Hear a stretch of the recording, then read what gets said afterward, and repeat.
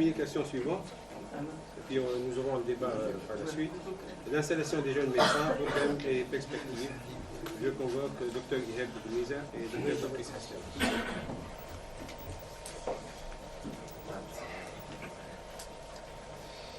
Merci à tous. Donc, d'abord, je voudrais remercier les organisateurs de cette journée de nous avoir associés, Dr Patrice Hassan et moi-même Guiheb Boumiza, pour vous parler d'un thème fort intéressant, qu'est l'installation des jeunes médecins. On va essayer de voir ensemble quels sont les problèmes et quelles sont les éventuelles perspectives qu'on pourrait proposer pour essayer de porter une solution face à ce problème.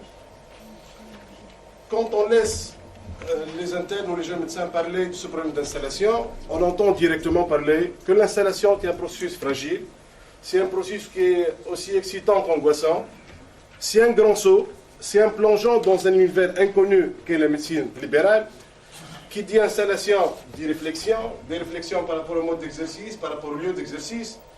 Les décisions ne sont donc pas prises à la légère, et ce n'est pas un choix aisé, surtout qu'en général, on entend tout et son contraire, toujours par rapport à la même profession.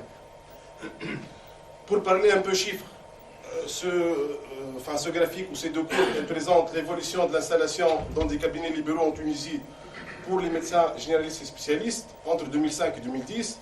Donc il y a eu pendant les 6 dernières années l'équivalent de 1814 cabinets ouverts.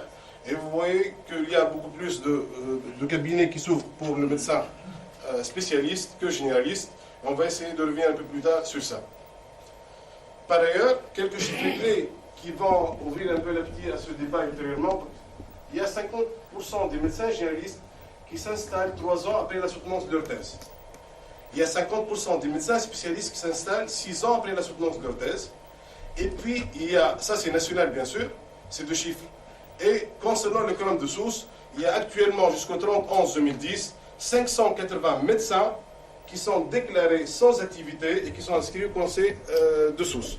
Principalement, vous voyez donc ici la répartition de ces 580 médecins, ce sont principalement des médecins généralistes et principalement des hommes. Des femmes. Voilà, donc il y a plusieurs questions qu'on peut se poser. Pourquoi est-ce qu'un jeune médecin qui est conçu initialement pour être un praticien, il change de cible en fin de cursus, entre autres pour devenir délégué médical, pour travailler dans un centre de thalassothérapie? Qu'est-ce qui explique qu'il y ait si peu d'installations en libéral particulièrement? Et si jamais il y a cette installation est tardive, donc vous avez vu le délai pour 50% des médecins, 3 ans et 6 ans pour les généralistes spécialistes. Et finalement, quand on s'installe, pourquoi est-ce qu'on privilégie en général les zones urbaines plutôt que rurales? Toutes ces interrogations, c'est pour poser simplement un constat qui s'impose avec force, c'est que la situation de l'installation des jeunes médecins de façon générale, c'est une situation de crise. Pour cela, donc, nous avons essayé de se poser quelques questions. Donc, les objectifs de cette présentation, c'est d'essayer d'identifier les obstacles à l'installation de ces jeunes médecins et de proposer éventuellement quelques ébauches de solutions pour y remédier. Pour cela, nous avons effectué, Dr Patrice Hassan et moi-même, donc une revue de la littérature concernant ce sujet, et nous avons exploité donc une enquête qui est entreprise actuellement par l'équipe du département de médecine communautaire de Sousse, qui a concerné les projets professionnels de 292 internes en médecine des promotions 2009 et 2010, donc les promotions actuelles qui viennent de quitter plutôt au mois de novembre. Et pour les fins de ce travail particulièrement, nous avons commencé à faire des entretiens individuels et collectifs avec 53 médecins diplômés. Donc il y a quelques-uns qui sont sans activité, d'autres qui sont actifs. Concernant donc les données que nous avons exploitées à partir de l'enquête auprès des internes, quelques questions. Quand nous avons posé les questions aux internes, si vous serez obligé plus tard, enfin si vous allez exercer la médecine générale, comment ça serait par choix ou par défaut? Donc il y a 79% qui ont dit si jamais on va exercer la médecine générale, ça va être un choix par défaut. Et on a posé la question, êtes-vous sensibilisé à la médecine générale pendant les études? Et là la réponse est donc 62% non. Toujours pour les internes, on a posé la question, est-ce que vous pensez que vous êtes assez informé sur les conditions d'installation en libéral? Donc 82% ils ont répondu non. Et finalement, quand on a posé la question à ces internes, quel est votre projet professionnel, éventuellement, parce que c'est l'intitulé un peu du travail, 57% comptent s'installer en libéral, mais si on voulait essayer d'analyser un peu plus en profondeur ces 57%, ce sont plutôt des personnes qui comptent s'installer en libéral, qui comptent passer le RISANA, donc ils comptent s'installer plutôt en tant que spécialistes. Maintenant, quant à l'enquête que nous avons faite pour les fins de ce travail, pour identifier justement les obstacles, nous avons essayé de dresser grosso modo 4 familles d'obstacles. Il y a principalement, dans un premier temps, les obstacles administratifs. Et vous voyez ici donc les problèmes qui se posent pour un médecin. C'est la gestion du cabinet. Et donc, on a posé dans cette grille donc, ces ensembles de modalités de réponse avec pas du tout d'accord, jusqu'à parfaitement d'accord. Et donc, vous voyez ici qu'il y a à peu près plus que la moitié qui sont plutôt d'accord et à peu près 15 à 17% qui sont d'accord, parfaitement d'accord sur le fait que la gestion du cabinet poserait un obstacle à l'installation. Il y a aussi les problèmes qui sont relatifs au fait de trouver un remplaçant de cas de congé. Les médecins qui ne comprennent pas exactement la fonction de la CNAM, il y a à peu près, disons, 28% qui sont parfaitement d'accord ou d'accord avec ça. Il y a des gens qui ne connaissent pas les formalités d'installation auprès du CROM, auprès de la banque, etc. Ça, en ce qui concerne les obstacles administratifs. Il y a aussi des obstacles financiers. Et pour ces obstacles, les médecins qui voudraient s'installer justement, donc ils disent qu'ils craignent l'absence de salaire en cas de congé, ce qui se pose forcément avec les salariés. Ils risquent de rester sans entrée d'argent, surtout pendant la première période d'installation. Ils craignent en partie, vous voyez, donc il y a à peu près l'équivalent de 45% qui sont d'accord, parfaitement d'accord avec le retard de paiement de la CNAM.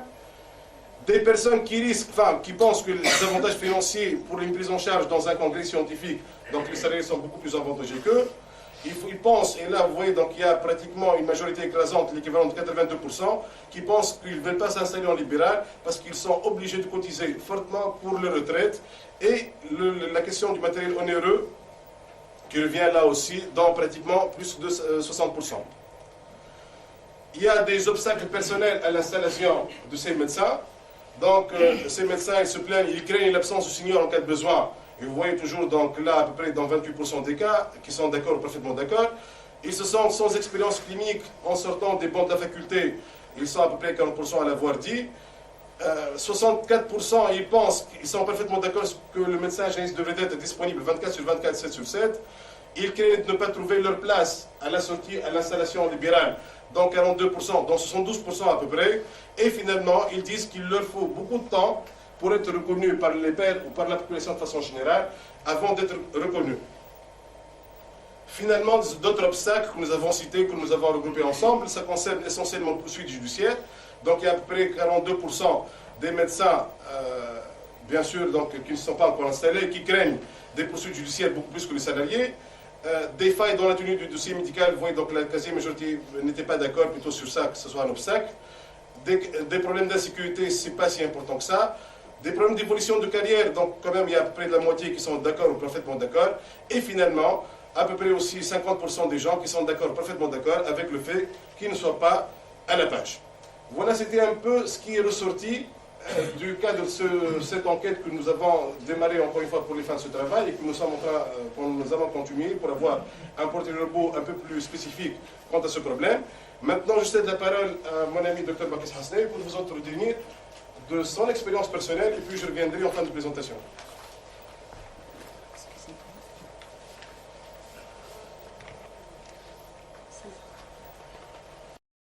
De mon expérience personnelle qui va peut-être réconforter les résultats de cette enquête.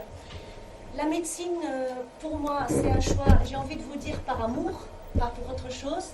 Et au bout de ces 7 ans d'études universitaires, le message que j'ai perçu après ces 7 ans, c'est une dévalorisation de la médecine générale. C'est une médecine qui touche un peu de tout, le médecin généraliste, pour moi, il ne maîtrise rien parfaitement, son rôle est limité à une fonction de tri, et en plus de tout ça, c'est des conditions d'exercice très contraignantes et peu gratifiantes. Donc pour moi, c'était hors de question de faire médecin généraliste, et mon objectif, c'était le concours de résidana pour pouvoir prodiguer des soins adéquats et efficaces. Donc, après ces 7 ans, une auto-évaluation. Je n'ai pas eu le concours de résidana la première fois, donc qu'est-ce que je peux faire? Ces 2 ans d'internat m'ont permis de travailler et d'être en contact avec des pathologies graves et rares, à la limite excitantes. j'avais pas le souci des dépenses, j'avais pas les soucis de chef d'entreprise. Et en plus, je travaillais dans une démarche sécurisée. Il y avait toujours mon senior pour m'orienter et sans aucune responsabilité légale. La pluridisciplinarité, un avantage considérable. Au moindre doute, je demande un avis. Au moindre doute également, j'avais tout un plateau technique à ma disposition, radiologie, laboratoire d'analyse. Donc, autant d'avantages, de facilité et de sécurité ne me donnent pas envie de quitter cette pratique et je m'accroche à cette pratique hospitalière. Le constat, donc échec en résidence, incapacité de travailler, je suis incapable de travailler en dehors de ces systèmes universitaires. Je ne suis toujours pas attirée par la médecine générale, mais j'ai besoin de travailler. À l'âge où on termine la médecine, on a besoin de gagner sa vie. Donc la solution provisoire que moi j'ai eue, c'est de travailler en tant que délégué médical en attendant de repasser le concours. Une deuxième auto-évaluation, après une expérience de quelques années comme délégué médical, c'est un métier qui est très prenant, qui est très bien rémunéré aussi, mais qui n'a rien à voir ni avec ma vocation, ni avec ma formation. Donc le bilan, ça reconforte un petit peu l'étude qu'on a fait avec le conseil avec les étudiants de la fac de médecine. Donc moi, j'ai eu 7 années d'études de médecine et j'ai eu 7 années supplémentaires à tourner en rond et pour me résilier au choix de la médecine générale. Donc c'est vraiment pas un choix voulu. Donc la décision d'ouvrir mon cabinet, plusieurs questions, où, quand, comment. Et là, je vais vous parler de mes craintes. Donc la première et la plus importante pour moi, est-ce que j'ai les compétences? Ces patients qui vont venir me voir, est-ce que vraiment je mérite leur confiance? Pour les connaissances d'abord en pathologie, je sais, mais un peu de tout. Pourquoi? Parce que j'ai fait des stages, quelques stages. Je vais vous donner un exemple simple. J'ai fait un stage de cardiologie. J'arrive à maîtriser parfaitement une crise d'IDM, mais par contre, prévention de l'HTA, dépistage de l'HTA, traitement de l'HTA et bilan de retentissement de l'HTA, point d'interrogation. Pas parfait. Un autre point aussi important, c'est les stages non effectués, ils sont beaucoup plus nombreux. Je maîtrise l'IDM, mais si un malade vient me voir dans mon cabinet pour un rhumatisme, eh ben je ne sais pas. Je sais pas. Donc une énorme faille que je dois peut-être compléter toute seule. Et c'est toujours le souci pour moi de faire le bon diagnostic, de ne pas faire du tort aux gens. Après mes connaissances en pathologie, les connaissances en médicaments. Toujours ce cursus universitaire nous donne des bonnes bases dans tout ce qui est produits hospitaliers, intraveineuses, ou même pour la voie orale aussi, c'est les produits hospitaliers. Le malade qui va venir me voir dans mon cabinet privé, il cherche le plus, il cherche l'innovation. Il ne veut pas du Clamoxyl, il veut autre chose. Donc, en plus, donc, à part ces craintes par rapport à la compétence, la question aussi, quel aura ce choix sur ma qualité de vie? Le métier de médecin généraliste, c'est un métier qui demande une disponibilité, idéalement 24 heures sur 24, 7 jours sur 7. Qu'en est-il de ma vie privée, de ma vie de famille? En termes de rémunération aussi, pour cette qualité de vie, j'ai besoin d'un salaire minimum. À combien, je n'ai aucune idée à combien je peux fixer le prix de mes consultations, les actes. Est-ce que je suis obligée à chercher, à me battre pour avoir des conventions, pour arrondir les fins du mois? Est-ce que je dois faire des visites à domicile? Est-ce que je dois faire des gardes? Je ne sais pas. Peut-être aussi pour améliorer pour arrondir les fins du mois aussi, peut-être faut-il se distinguer des autres médecins généralistes et apporter le plus. Dans ce cas, le patient il va venir me voir, pas parce que je suis uniquement médecin généraliste, mais presque spécialiste en homéopathie ou en phytothérapie ou autre chose. C'est un savoir, on revient, qui n'est pas fourni par le cursus universitaire classique. Autre point aussi d'interrogation, qui vont peut-être aussi permettre de gagner des patients, où se situent mes limites? Où je peux aller dans le... Est-ce que j'ai le droit d'empiéter sur la spécialité? Par exemple, je donnais l'exemple au suivi des grossesses. Est-ce que j'ai le droit de le faire? Je ne sais pas, où sont mes limites en tant que médecin généraliste. Un autre chapitre, c'est où est-ce que je vais ouvrir mon cabinet médical. Idéalement, je dois regarder la démographie médicale, mais dans mon cas, elle intervient très peu. Je dois regarder également l'environnement socio-économique et sanitaire. Mais le plus important pour moi, c'est ma situation familiale. Donc le choix du lieu sera en fonction de la proximité par rapport à mon lieu de résidence et surtout par rapport à l'école de mes enfants. La proximité à un plateau technique aussi, c'est important. Autre chose, est-ce que je vais m'installer seule ou en groupe? C'est la peur de la solitude. J'aimerais mieux être dans un cabinet de groupe. Les autres craintes qui sont très considérables et qu'on n'a jamais eu une formation dans ce sens dans notre cursus universitaire, comment gérer le fichier du patient, la gestion comptable du cabinet, le management, la fiscalité, la cotisation à la retraite. Est-ce qu'il faut une assurance? Et un autre détail très important et qui me fait aussi peur, c'est le nouveau profil de ces patients. Les patients actuellement, ils ont une très bonne connaissance, ils ont accès à l'information, ils ont des connaissances sur les pathologies, sur les médicaments. Est-ce que le patient il est capable de me poser une question piège auquel je ne pourrais pas répondre? Il peut me demander des informations dont je n'ai pas les connaissances, mais parce que lui, il a consulté Internet, je ne peux pas le répondre. Donc, pour terminer, pour moi, malheureusement, dans ce choix de médecine libérale, il n'y a pas de réelle évolution, il n'y a pas vraiment de perspective de carrière. Beaucoup d'autres questions. Par quoi je dois commencer? Est-ce que ça serait une bonne idée d'aller voir les médecins généralistes qui sont déjà installés dans ce territoire que j'ai choisi pour avoir une bonne ambiance de groupe? Je ne sais pas. Sur le plan administratif, commencer par quoi? Le conseil de l'ordre, la CNA ou la banque? À la banque, combien je vais demander? Je sais, le matériel dont on a besoin, c'est quoi?